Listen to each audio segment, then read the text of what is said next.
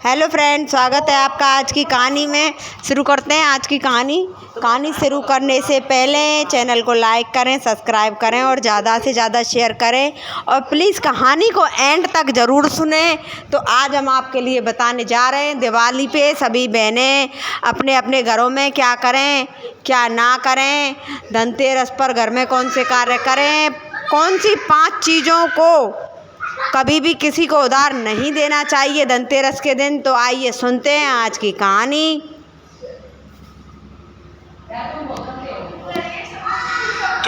माता लक्ष्मी कहती हैं, धनतेरस, दीपावली या किसी भी पवित्र दिन अपने घर की 5 विशेष चीजें कभी भी दूसरों को नहीं देनी चाहिए, क्योंकि हमारे हाथ से दान में दी गई इन 5 वस्तुओं के कारण हमें भारी आपत्ति, दरिद्रता और अशुभ परिणामों का सामना करना पड़ सकता है।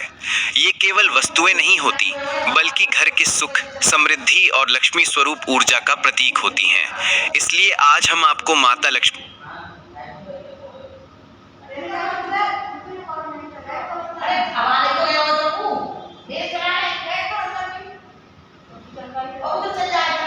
ना चलो बंद है वो। आपको यह समझ में आ जाएगा कि एक स्त्री को अपने घर की कौन सी चीजें किसी भी परिस्थिति में बाहर नहीं देनी चाहिए। जो भी स्त्री या पुरुष इस कथा को पूरे मन से सुनता है, माता लक्ष्मी उस पर अपनी कृपा दृष्टि बनाए रखती हैं। लेकिन जो इसे आधा अधूरा सुनते हैं, उनके जीवन में ज्ञान नहीं, भ्रम बढ़ता है और वही विष के समान घातक होता है। इसलिए मित्रों, इस कथा को अंत तक अवश्य सुनिए, क्योंकि जो भी इसे पूर्ण भाव से सुनता है, माँ लक्ष्मी उसकी झोली खुशियों, वैभव और सौभाग्य से भर देती हैं। तो चलिए बिना विलंब किए उस दिव्य प्राचीन कथा की ओर बढ़ते हैं। पूर्व काल की बात है। मध्य देश में एक अत्यंत शोभायमान नगरी थी। उस नगरी में एक अत्यंत सुसंस्कृत, धर्मनिष्ठ और पतिव्रता नारी रहती थी, जिसका नाम था वृषभा। वृषभा अपने पति संजय और सास ससुर के साथ प्रेम पूर्वक निवास करती थी। वृषभा न केवल रूपवती थी, बल्कि उसके भीतर अद्भुत करुणा और भक्ति का भाव था। वह सदा सत्य और धर्म के मार्ग पर चलती थी और अपने घर परिवार की सेवा को ही अपनी पूजा मानती थी। वृषभा का पति संजय एक वैश्य था, जो नगर के मुख्य बाजार में अनाज की दुकान चलाता था। वह ईमानदार व्यापारी था, लोगों की जरूरत की चीजें बेचता था और सदैव धर्म के अनुसार व्यवहार करता था। वृषभा अपने पति से अत्यंत प्रेम करती थी। उसके लिए उसका पति ही परमेश्वर के समान था। वह प्रतिदिन प्रातः काल सबसे पहले जागती, अपने घर के आंगन को साफ करती, उस पर सुंदर रंगोली बनाती, फिर पूरे घर की स्वच्छता करती। स्नानादि के बाद वह तुलसी को जल अर्पित करती, देवी देवताओं की पूजा करती और पूरे परिवार के लिए मंगल कामना करती। उसका घर सदैव स्वच्छ, सुगंधित और शांतिपूर्ण रहता था। घर के आंगन में तुलसी का पौधा साक्षात लक्ष्मी का प्रतीक बनकर लहराता था। वृषभा का जीवन सरल था, पर उसमें श्रद्धा, भक्ति और संस्कार की गहराई थी। वृषभा के मन में ना तो अहंकार था और ना किसी के प्रति द्वेष। वह हर किसी से मधुर वाणी में बात करती थी। उसकी विनम्रता और सेवा भावना देखकर लोग कहा करते थे, ये तो साक्षात लक्ष्मी के समान गुणों वाली स्त्री थी। अपने परिवार का वो कितना सुंदर और भावपूर्ण ढंग से ध्यान रखती थी, ये बात नगर का हर व्यक्ति जानता था। वृषभा के जीवन का एक एक क्षण सेवा, भक्ति और करुणा में व्यतीत होता था। वो न केवल अपने घर की सच्ची लक्ष्मी थी, बल्कि दूसरों के लिए भी एक प्रेरणा थी। वृषभा का हृदय अत्यंत उदार था। दान धर्म करते समय उसने कभी अपने हाथ पीछे नहीं खींचे। उसके द्वार पर जो भी याचक आता, वो कभी खाली हाथ नहीं लौटता। कोई भूखा आता तो वृषभा उसे ससम्मान बैठाकर भोजन करवाती और जब तक वो तृप्त न हो जाए, तब तक स्वयं कुछ नहीं खाती थी। जो भी उसके द्वार से लौटता, वो प्रसन्न होकर यही कहता, धन्य है यह वृषभा, जिसने इस पृथ्वी पर अन्नपूर्णा का रूप धारण किया है। वृषभा का घर सदा दान और करुणा का केंद्र बना रहता था। वो न केवल अजनबियों की सहायता करती थी, बल्कि अपने पड़ोसियों के सुख दुख में भी सदा सहभागी रहती थी।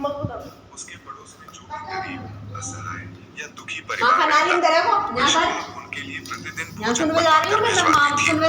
कई बार तो पड़ोसियों को जब किसी वस्तु की आवश्यकता होती, तो बिना एक क्षण सोचे वृषभा अपनी चीजें उन्हें दे देती थी। चाहे वो अनाज हो, दीपक हो, कपड़े हो या घर की कोई उपयोगी वस्तु।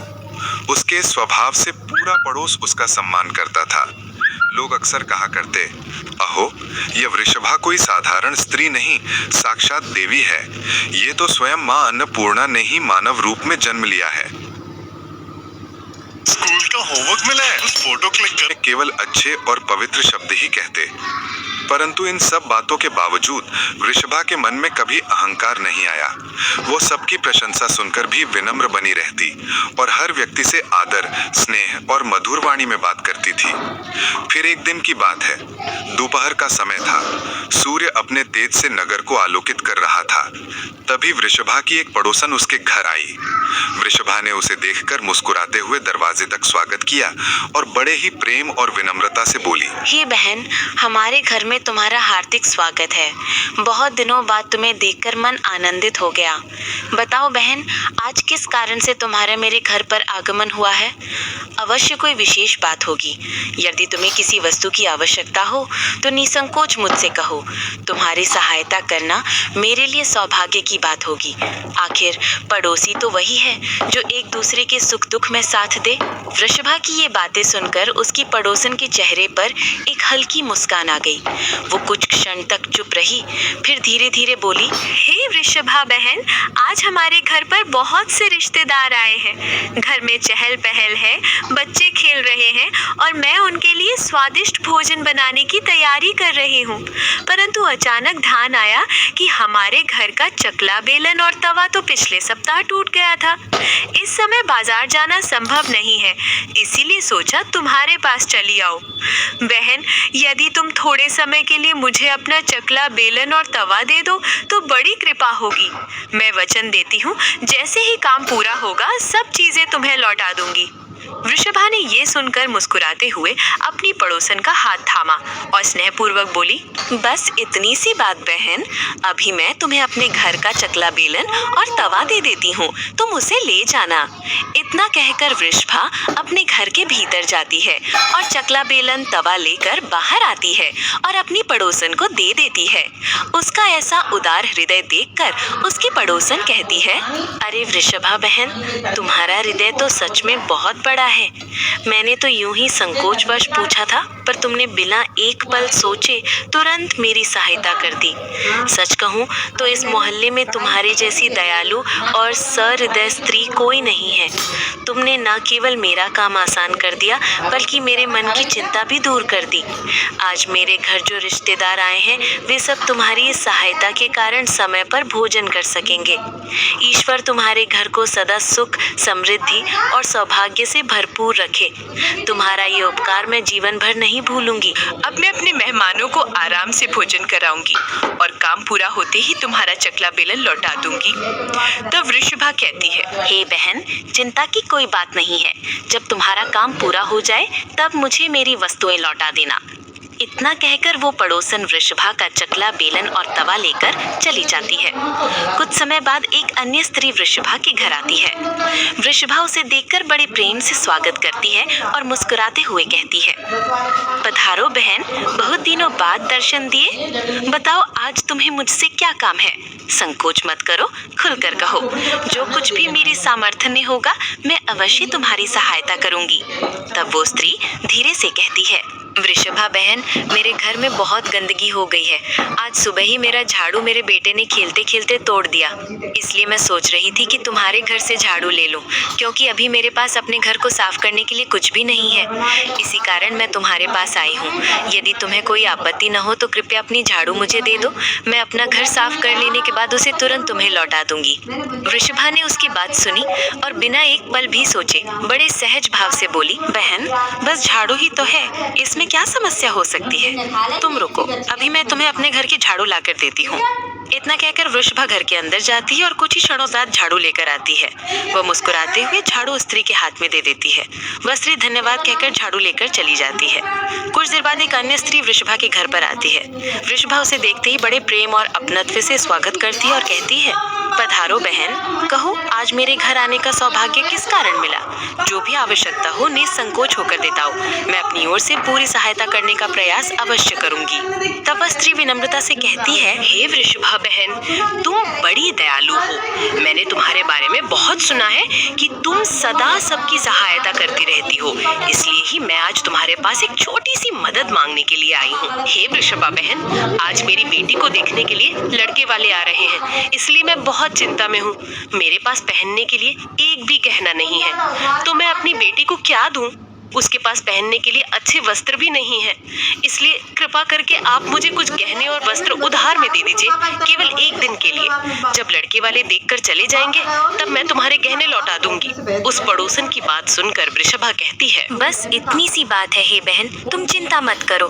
तुम्हारी पुत्री तो मेरी छोटी बहन के समान है, उसकी सहायता मैं अवश्य करूंगी। मैं अभी तुम्हें अपनी गहने और साड़ी देती हूँ, जिन्हें पहनकर तुम्हारी पुत्री राजकुमारी जैसी लगेगी। फिर वृषभा अंदर जाती है, गहने और साड़ी लेकर आती है और उन वस्त्रों को प्रेम पूर्वक उस पड़ोसन को दे देती है। वो पड़ोसन प्रसन्न होकर वृषभा के गहने और साड़ी लेकर चली जाती है। फिर शाम हो जाती है और एक अन्य पड़ोसन वृषभा के घर पर आती है। वृषभा उसका भी बड़े प्रेम से स्वागत करती है और मुस्कुराकर कहती है, पधारो बहन, आज किस कारण से मेरे घर पर आना हुआ? बताओ, मैं तुम्हारी किस प्रकार सहायता कर सकती हूँ? तुम्हें जो कुछ चाहिए निसंकोच होकर कहो, मैं तुम्हारी मदद अवश्य करूँगी। वो पड़ोसन कहती है, ये है घर सोप का मैजिक सोप, जो आपकी स्किन से तुम बड़ी दयालु हो और तुम सभी की मदद करती हो, इसीलिए मैं तुम्हारे पास आई हूँ। मेरा बच्चा भूखा है और उसे पिलाने के लिए दूध नहीं है, इसीलिए मैं तुम्हारे पास दूध मांगने के लिए आई थी। अगर थोड़ा सा दूध मिल जाता तो बड़ी कृपा होती। वृषभा कहती है, अरे बहन, इसमें कौन सी बड़ी बात है, लो अभी मैं तुम्हें दूध दे देती हूँ। वृषभा रसोई घर में जाती है, थोड़ा सा दूध लेकर आती है और उस पड़ोसन को दे देती है। वो पड़ोसन प्रसन्नता से वो दूध लेकर चली जाती है। इस प्रकार वृषभा अपने सभी पड़ोसियों की मदद कर देती है और प्रसन्न मन से घर के कामों में लग जाती है। फिर रात होते ही उसका पति घर लौट आता है। वृषभा अपने पति को प्रणाम करती है और उसकी खूब सेवा करती है। रात को दोनों पति पत्नी आनंद पूर्वक सो जाते हैं। अगले दिन जब वे जागते हैं तो उनके कानों में एक बहुत बुरी खबर पड़ती है। एक आदमी दौड़ते हुए वृषभा के घर आता है और वृषभा के पति से कहता है, हे भाई, कल रात किसी ने तुम्हारी दुकान लूट ली है, सारा माल गायब है। ये सुनते ही वृषभ का पति घबरा जाता है और बिना कुछ सोचे समझे दौड़ते हुए अपनी दुकान की ओर भागता है। वहां पहुंचकर जब वो देखता है कि दुकान में रखा हुआ सारा सामान बिखरा पड़ा है, अलमारियां खाली हैं और तिजोरी का ताला टूटा हुआ है, तो उसके पैरों तले जमीन खिसक जाती है। उसकी मेहनत की हर एक चीज किसी ने लूट ली थी। दुकान का सारा धन, सोना चांदी, यहाँ तक कि ग्राहकों के लिए रखी छोटी छोटी वस्तुएं तक गायब थी। वो गहरे दुख और निराशा में भरकर धीमे कदमों से घर लौटता है। उसके चेहरे पर मायूसी और दिल में टूटी हुई उम्मीदें झलक रही थी। घर पहुंचते ही वो भारी मन से सारी बात वृषभ को बताता है। ये सुनकर वृषभ के चेहरे का रंग उड़ जाता है, उसकी आंखों में आंसू भर आते हैं। वो कांपती हुई आवाज में कहती है, आप चिंता न कीजिए जी, हमारे घर में अभी बहुत सारा धन रखा हुआ है, जिससे आप फिर से व्यापार शुरू कर सकते हैं। इतना कहकर वृषभा तुरंत अपने घर की तिजोरी की ओर जाती है, लेकिन जब वो तिजोरी खोलती है तो देखती है कि वो भी पूरी तरह खाली है। उसके अंदर रखा सारा धन, सोना चांदी सब चोरी हो चुका है। ये देखकर वृषभा के हाथ कांपने लगते हैं, चेहरा पीला पड़ जाता है और आंखों से आंसू बहने लगते हैं। उसे समझ में नहीं आता कि ये सब आखिर कैसे हुआ। तभी वृषभा का पति और भी क्रोधित होकर ऊंची आवाज में कहता है, वृषभा, सच बताओ, हमारे घर के अंदर रखा हुआ सारा पैसा कहाँ गया? वृषभा कहती है, हे स्वामी, मैं तो घर पर ही थी, सारा धन तिजोरी में ही रखा था। किसने इसे चुरा लिया मुझे कुछ पता नहीं। कृपया आप शांत हो जाइए, हम कोई ना कोई उपाय जरूर ढूंढ लेंगे। तब वृषभा का पति कहता है, ये जो तुम हर आने जाने वाले को घर बुलाकर खिलाती हो, अनजान लोगों को अपने घर में बुलाती हो, यही उसका फल है। तुम्हारी इसी मूर्खता के कारण आज मुझे ये दिन देखना पड़ रहा है। हर समय किसी न किसी को दान देती रहती हो। ये उन्हीं में से किसी ने हमारे घर का सारा धन चुरा लिया है। क्रोध में भरकर वृषभा का पति उसे भला बुरा कहता है।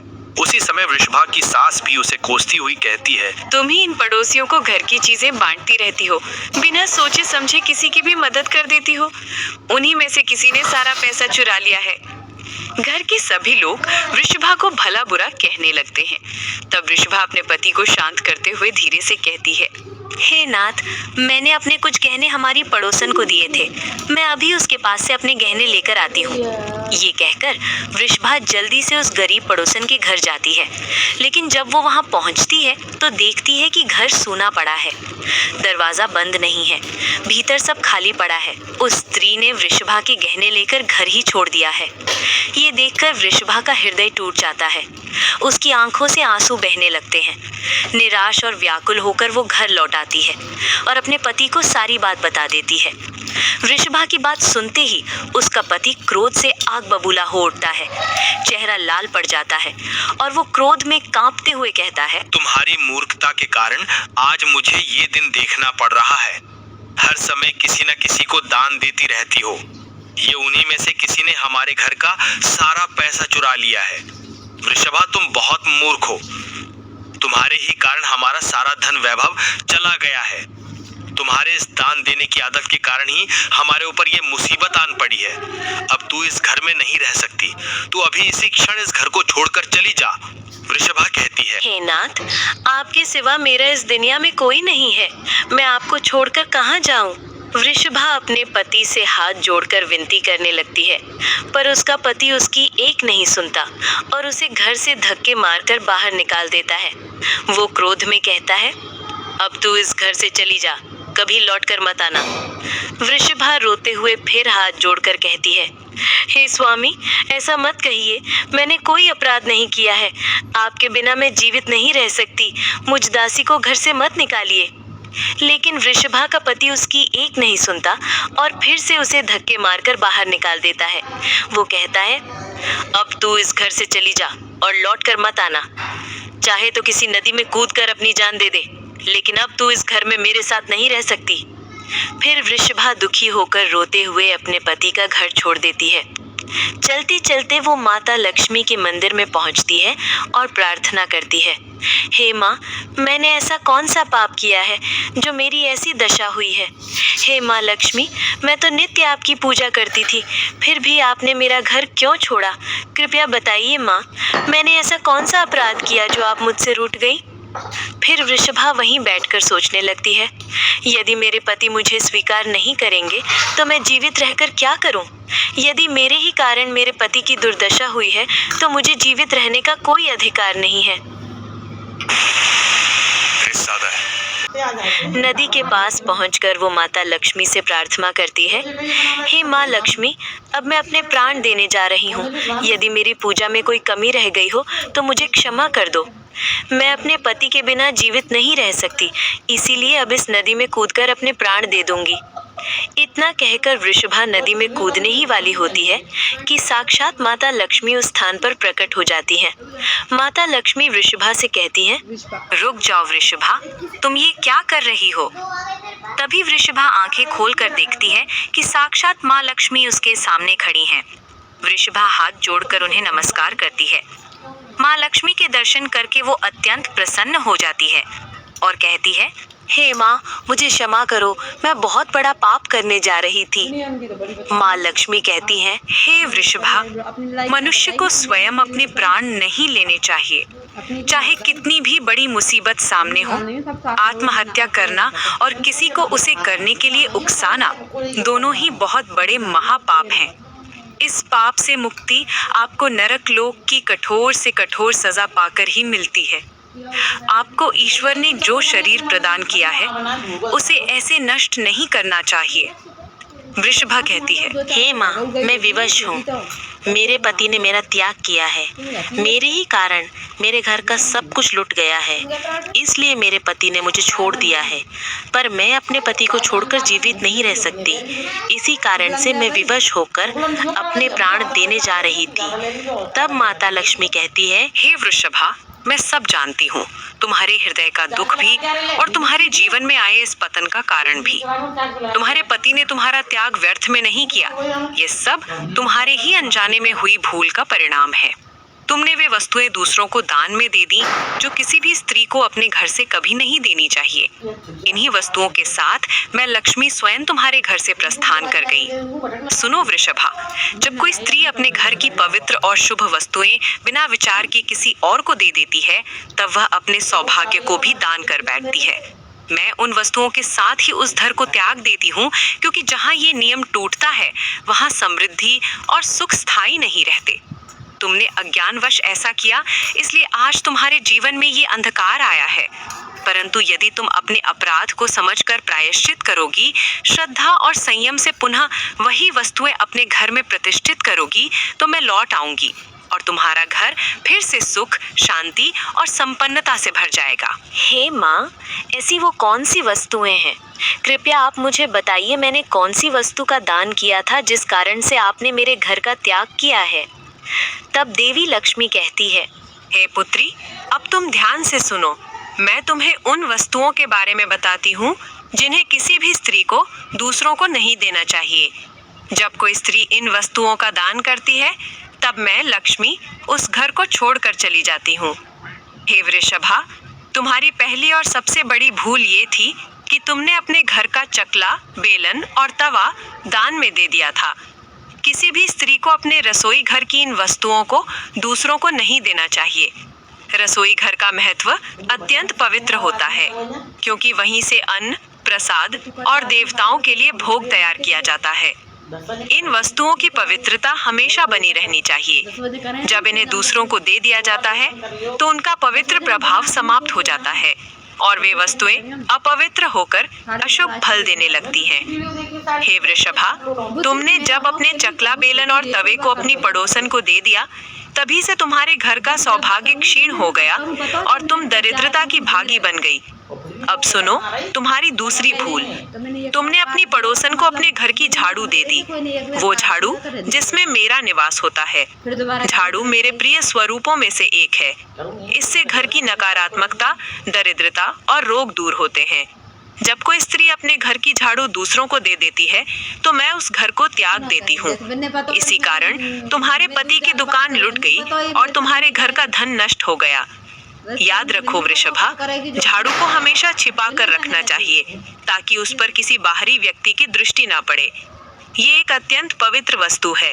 इसे कभी पैरों से नहीं छूना चाहिए और ना ही इससे कोई अपवित्र वस्तु साफ करनी चाहिए। हे वृषभा, अब सुनो तीसरी गलती के बारे में। ये गलती तुमने अनजाने में संध्या के समय की। तुमने अपने घर का नमक, आटा, दूध और दही संध्या समय दूसरों को दे दिया। जान लो, संध्या के समय इन वस्तुओं का दान करना अत्यंत अशुभ होता है। इससे घर में अन्न की कमी हो जाती है और दरिद्रता का वास हो जाता है। संध्या का समय मेरे आगमन का होता है और जो स्त्री उस समय घर की अन्न वस्तुएं दूसरों को दे देती है, वो अपने ही हाथों से समृद्धि को बाहर भेज देती है। अब सुनो तुम्हारी चौथी भूल। तुमने अपने आभूषण किसी दूसरी स्त्री को पहनने के लिए दे दिए। वृषभा, ये बहुत बड़ा दोष है।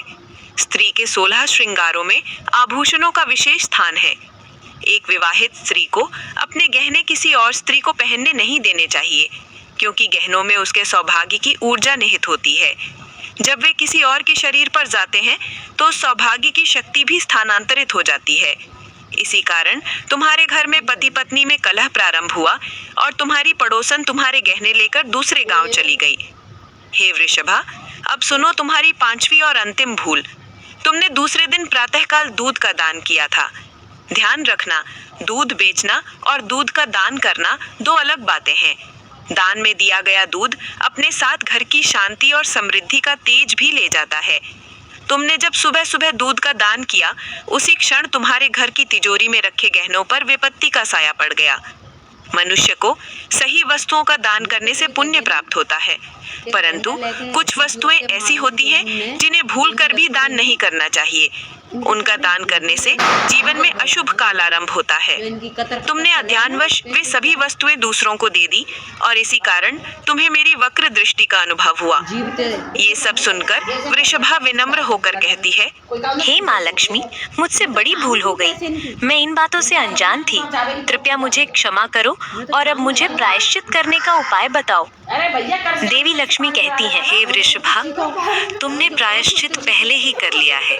जो दुख तुम्हें भुगतना पड़ा वही तुम्हारी सजा थी। अब मैं तुम्हें तुम्हारे शुभ कर्मों और सच्चे पश्चाताप के कारण क्षमा करती हूँ। इसीलिए अब तुम अपने घर लौट जाओ। मैं तुम्हें तुम्हारा संपूर्ण वैभव, धन और संपत्ति पुनः प्रदान करती हूँ। इतना कहकर माँ लक्ष्मी उस स्थान से अंतर्ध्यान हो जाती हैं।